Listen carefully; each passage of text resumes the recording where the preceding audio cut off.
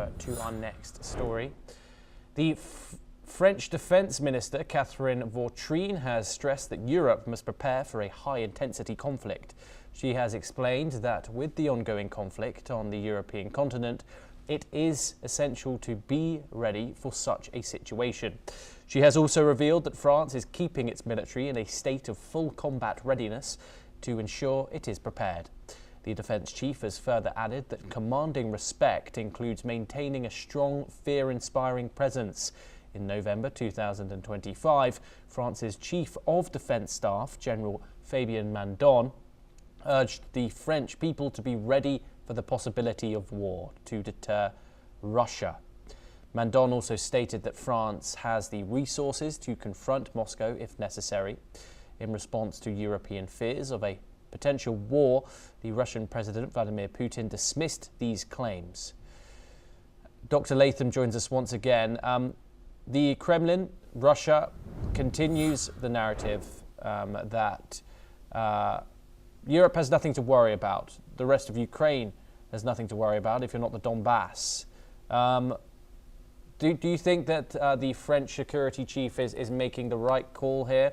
Of course, we've seen as well, this follows Donald Trump pushing NATO to up all its members' defence spending to 5%, of course, which many European allies have indeed done that. What do you think of these statements?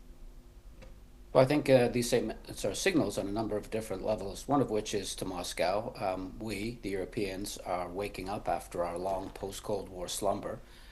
We are beginning to rearm. We're hearing this in Germany in a serious way. The German commanding general has been talking about this quite a bit recently, and the French and the Brits. Everybody's talking about we need to get ready for another continental war. So that's a signal to the Russians. It's also a domestic political signal. We need to get serious about this, we Europeans, because the end of history and the unipolar moment and the end of the Cold War, and we deluded ourselves into thinking that war had gone away from the continent. We had little things like Yugoslavia, but no major wars like World War I and World War II.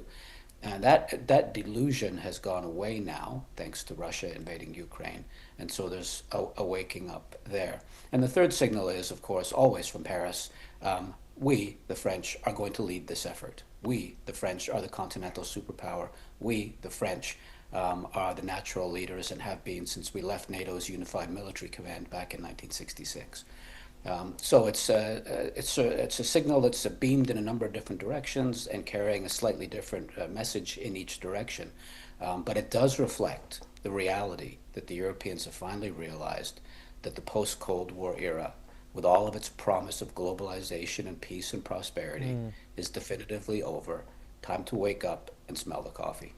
Indeed. And Dr. Latham, what does full readiness actually mean in operational terms? Troop levels, reserves, logistics, nuclear posture, what does it mean in 2026? All of the above.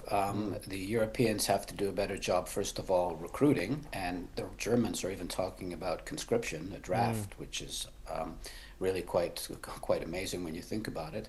They have to overcome the post-World War II anti-militarism in places like Germany, for example. But it's not just recruiting, it's training, it's equipping with the right kind of kit. The character of war has been transformed. Drones, AI, all of that. None of the European militaries are ready for this kind of war. Yeah. The Russians are. The Ukrainians are now, but they weren't at the outset. So there's that. And then, of course, there's just levels of spending. You can't do that. You can't recruit large forces, train large forces, and equip large forces without large budgets. And there are a lot of competing demands on European national budgets for welfare, for economic development of one kind or another. So that's the context. And I think we are seeing a tectonic shift in European politics around this issue. Andrew, do stay with us once again as we turn over to our next story.